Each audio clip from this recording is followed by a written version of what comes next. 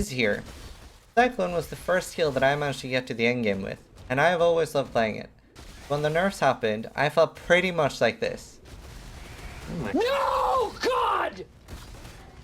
No, God, please, no! No! No! No! As you can see, Unascended Cyclone, even with ridiculous gear, is pretty awful. But I decided to try it again recently with the changes to Slayer with a different approach. Now, if you don't need a big guy to help you and you just want a TLDR, the bandits are Oak, Kraityn. My profile and skill tree with all the gear will be linked in the description down below, and the character is called Zizaran Fun AoE. I'll now start walking through the rest of the stuff for a full build guide. I hope you guys enjoy it. I'm using the Slayer Ascendancy, and I picked up Impact, Bane of Legend, Headsman, and Endless Hunger, and that was the order I picked them in. This gives the character Onslaught, Large AoE, Reflect Reduction, and Leech, so it's a great choice for a Cycloner. On the tree, you can see that I traveled quite a bit to pick up most of the AoE nodes. I chose not to pick up the Scion AoE nodes because they're not efficient to grab. On the tree, I also mostly focus on attack speed and life, and I picked up every jewel that I can. That's where the majority of the damage for the build comes from. On jewels, you focus on attack speed. If you can't get that, then you go area damage, melee damage, and increased damage. The worst thing you can get that is still good is melee physical, because it doesn't double dip with your poison or your bleed. On the character, there you can currently see I've got very close to perfect gear. You can easily clear endgame content, and the main problem is without a Taste of Hate, it's slightly squishy, so I'd be careful on running multiple damage mods.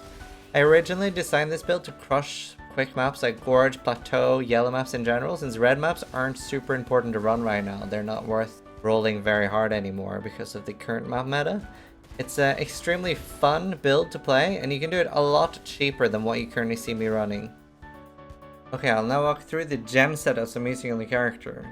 Cyclone, faster attacks, Ink AoE, Fortify, and melee damage on full life, and melee physical. I also have a cast when damage taken setup with Immortal Call, Ink Duration, and Val Haste. I have an Ancestral War Chief totem with Bloodlust, Added Fire, and melee Fizz. I generally don't need to use that, but in high resist maps it can help a lot, like on bosses and things like that. I use a Leap Sam with faster attacks and endurance charge on melee stun, and I use a Lightning Golem. I also have a Blasphemy setup, which I'll walk through while we're doing the gear.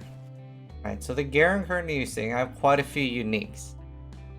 One of the main uses of the Disfavor is that it's really good in a Blasphemy setup, especially if you manage to get the color, so you can use an Enhance. It makes the curses super strong. So if you don't have a Disfavor and you just use a Rare Axe, that's fine as well. I'm not really using the full potential of this right now because I don't have colors of an Enhance. So I'm currently using Blasphemy, Enlighten, Vulnerability, Poacher's Mark, and a Herald of Ash in this, and that I can run all those and still have enough mana. The Poacher's keeps your mana up and gives you frenzy charges without needing to use Blood Rage, which lets you use the huge multiplier from melee damage on full life. And again, you get melee damage on full life from your amulet as well if you manage to get a Deresive Salute. So I'm now going to show you guys some, while talking about the rest of the gear, I want to show you guys some mapping without Disfavor and without a Deresive Salute. The gloves that I'm using are Snakebite, and they're quite important. They give you poison when you have full frenzy charges, and poison is a lot more important than the bleed.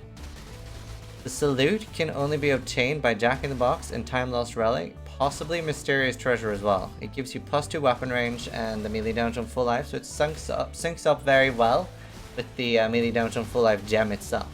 My helmet is a Devota's Devotion, which gives you very, very much needed movement speed and attack speed as well. I'm using a Carcass Jack for the chest, which gives you AoE. And you can use a Void Heart if you really want to bleed and you don't have a Disfavor, but it's not that much needed since it takes the it doesn't stack like poison does, it only takes the largest hit. I'll now show the rare gear I'm using on the build as well.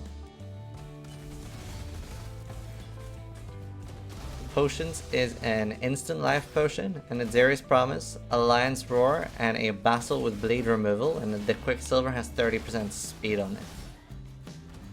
Now, I'm very happy with how this build and how it turned out. It can actually clear Fist Reflect maps as long as you use a life gain on hit gem instead of the melee damage on full life. It's really safe, doesn't take a lot of damage. I've had 0 close calls with it, because it pushes everything so far away from it, and that's why the full life thing works as well. I wouldn't use it for Zeri farming, the AoE is too big. Even with Conk Effect, I'd probably have to unspec some of the AoE on the tree.